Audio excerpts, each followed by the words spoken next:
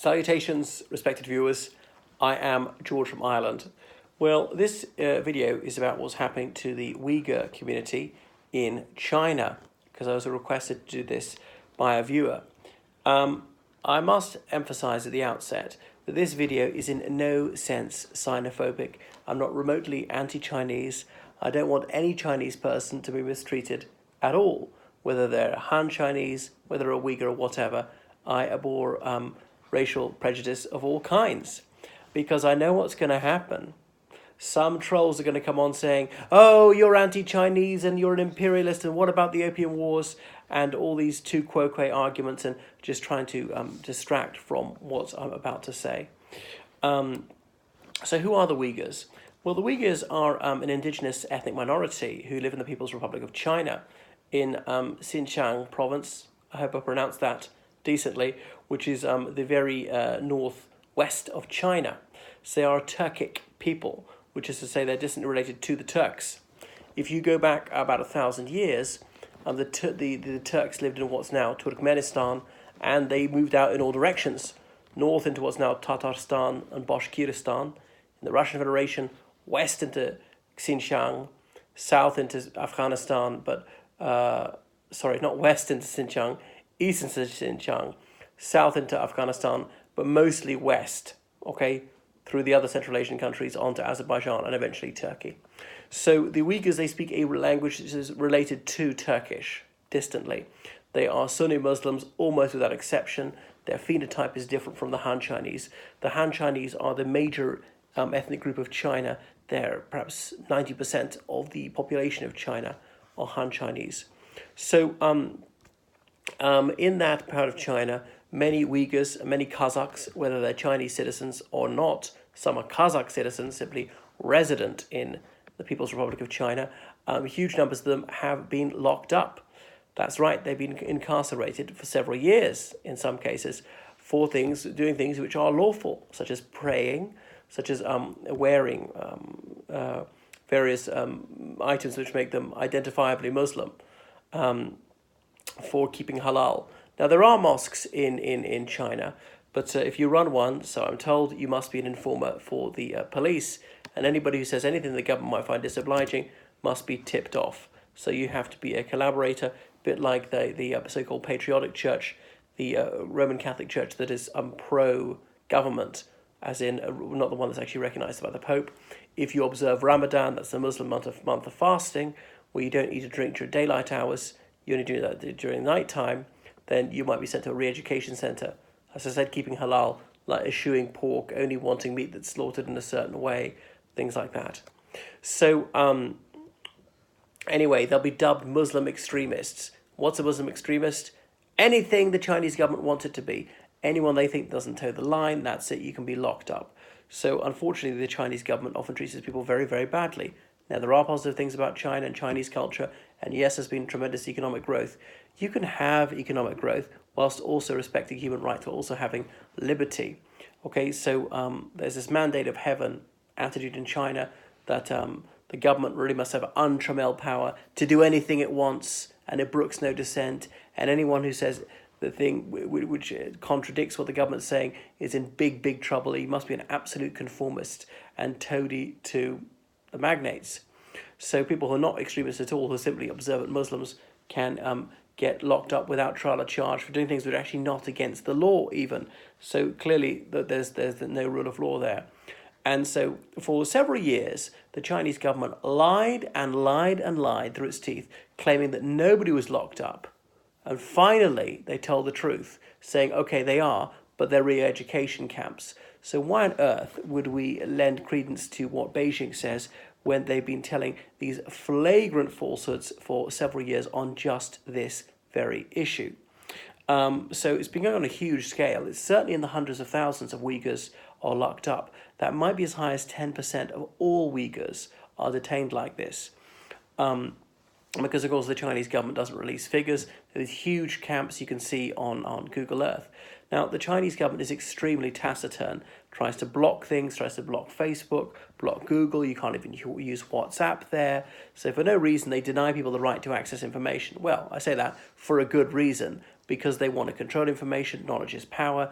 They want to put out their version of events, sometimes a lie, to hide the truth when it reflects badly on the Chinese government. I'm not against the ordinary Chinese people, but obviously so often that they are indoctrinated by things like that. The Global Times, the People's Daily, various Chinese pro-government Chinese media outlets, sometimes publishing flagrant lies. Sometimes it's true, but it's selective. It's only what reflects well on the Communist Party, nothing which would show discredit to the Communist Party. So the very word re-education has this Orwellian ring to it. Remember, Vietnam, after communist victory, they had justice for those who'd supported l'ancien régime, were made to be laborers in these places like that for years. Now, not that the government of South Vietnam was a many splendid thing either. So obviously China holds a huge number of political prisoners. So what's a political prisoner? A prisoner of conscience, someone who's in there for his or her belief. Could be religious, for political. Not doing something, plotting to overthrow the government in any country is illegal. Even if that's an oppressive government, okay, that is illegal. But, you look at many human rights instruments, obviously people are entitled to form their opinions and they need to express them unless they're inciting violence or something like that. And even the Chinese government has sometimes said so, but just does exactly the opposite of what it claims. And hilariously, the Chinese regime put out this Beijing human rights statement in the early 90s. So this is flagrant racism. A couple of ethnic groups, small ethnic minorities, the Uyghurs and the Kazakhs, they're the ones who get flung into these re-education camps, prisons, call them what they are, prison camps, for their ethnicity, for expressing their culture, things like that. Now, it's true that not every Uyghur person is in there, but so far as I know, nobody who's Han Chinese is locked up solely for their ethnicity or for practicing their culture. If you're a Han Chinese person and you're a dissident, and there are plenty of those who've pointed out the bad things that the Chinese government is doing, executing more people than the rest of the world put together, not even saying what that number is, it's a state secret, depriving people of their human rights, their rights to express themselves, repressing the Falun Gong religious denomination. I mean, I don't believe in Falun Gong, but I don't think it's terrible. I've seen Falun Gong practitioners in the West, things like that. So not allowing other political parties to be set up, telling the truth about things that the Chinese government is ashamed of, then you can get a prison for any of that. It's particularly if what you say is true. They find that outrageous, saying that Mao Zedong was a horrendous tyrant, and he was. And he did do a few good things too. He brought about gender equality, but overall he was monstrous, and he killed millions of Chinese people. I don't want Chinese people to suffer at the hands of their government or anybody else. So there's some Chinese people who will agree with me, but probably it doesn't really help that Around Eyes are saying it. I mean, I had a Chinese schoolmate, and people there took him to task in the wrong way. And the trouble is, it came across as them insulting China, and that put his back up. He felt duty-bound to speak up for his country, felt it was a matter of national honour. One time it was only him and me around, and he said, actually, I agree with what everyone said. It's terrible what my government's doing, but in public, I don't feel I can criticise them. Okay, so try and put aside national chauvinism. Don't be so touchy if you're a Chinese person watching this, and you can criticise my country, my government. Sure, I might agree with you. Sometimes I won't, but it's not anti-Irish or indeed anti-British to say bad things about the British Isles. If they're reasoned arguments, a critique of governmental policy. Yeah, there could be ways in which China is better than the Irish Republic or the UK. Tell me some. But anyway, so challenging state power is a crime in China. Think about that. Challenging state power, going against any government policy, or some of these dams which are very controversial. They'll be flooding some valleys, might be bad for the environment. Or you can't protest against that. You'll get flung into prison for that. Now, I remember when there was an earthquake and killed quite a lot of people. I think it was right before the Chinese Olympic Games, Beijing 2008. It was a very rare example of the Chinese media actually reporting a disaster. Normally there'd be a media blackout. It's always a cover-up. So anyway, the Chinese government pretends these detention camps, they are to maintain social stability and peace, i.e. Uyghurs are bad without it. So being taken against your will, being locked up somewhere for years, that's obviously grossly unfair. That's depriving people of their liberty. That there wouldn't be peace if these people weren't locked up. You don't lock up Han Chinese people on a huge scale, and you shouldn't.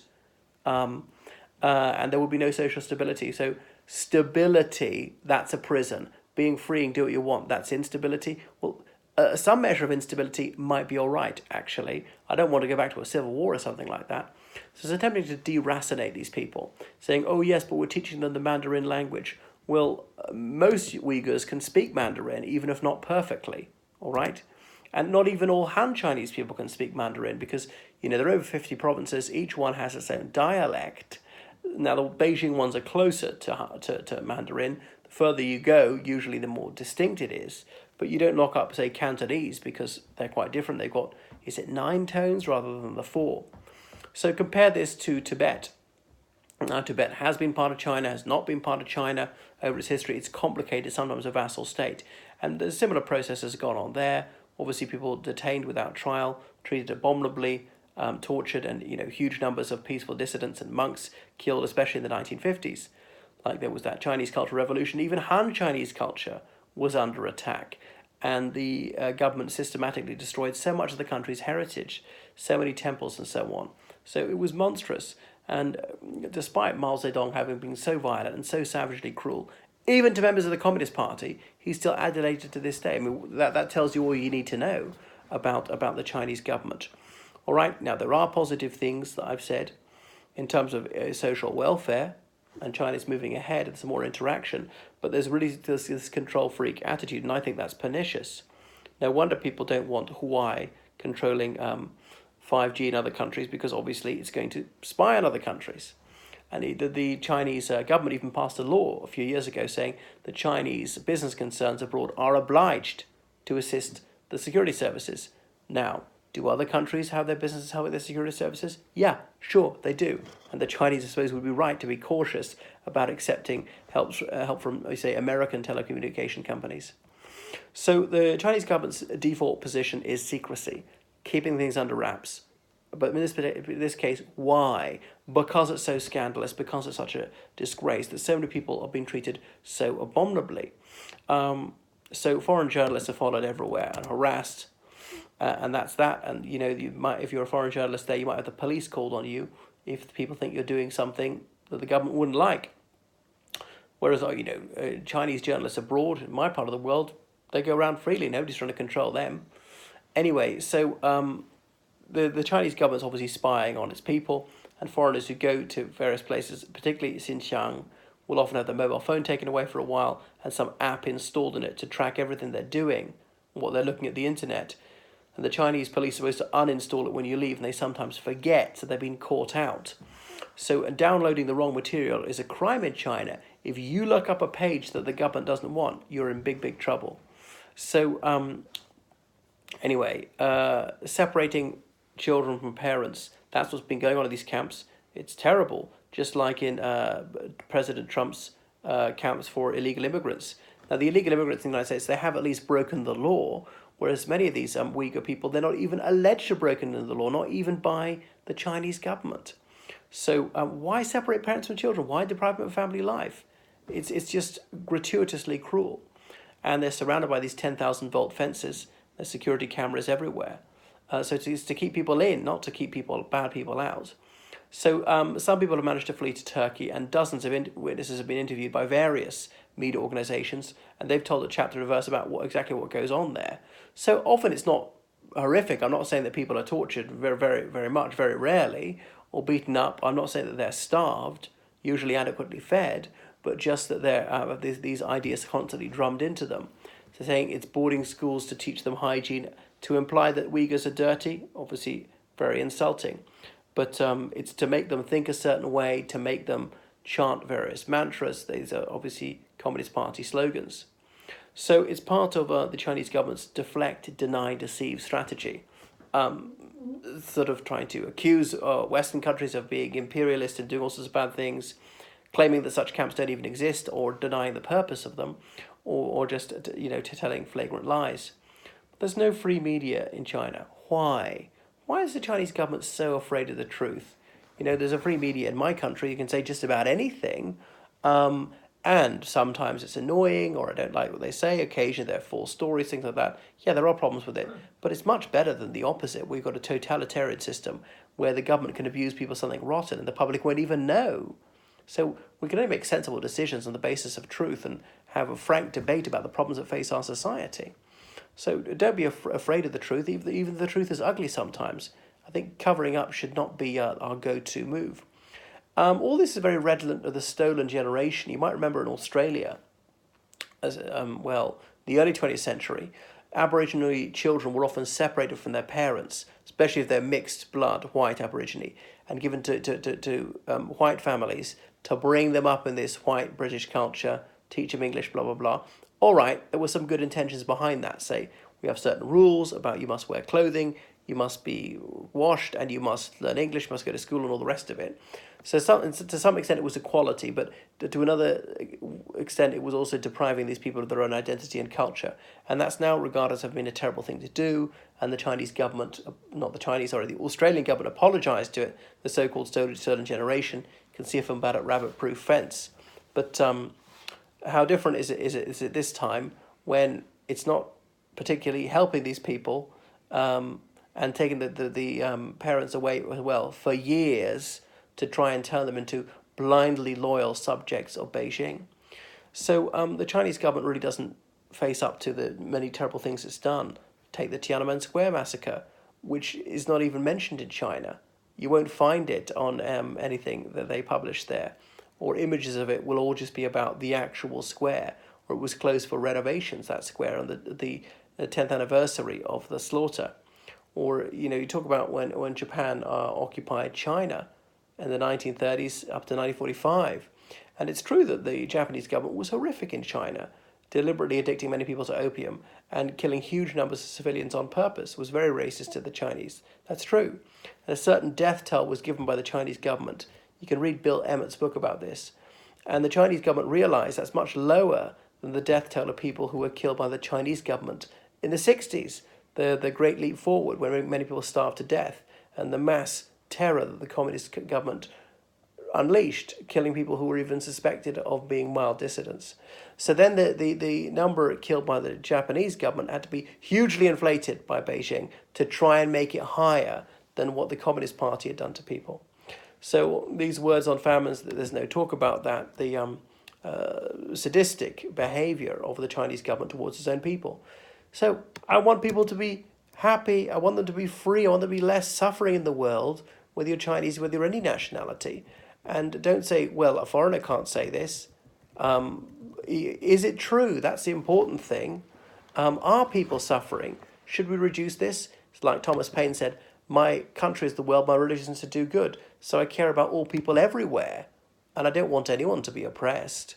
And I realise there can be different standards in different countries. And we have to take account of context and local conditions.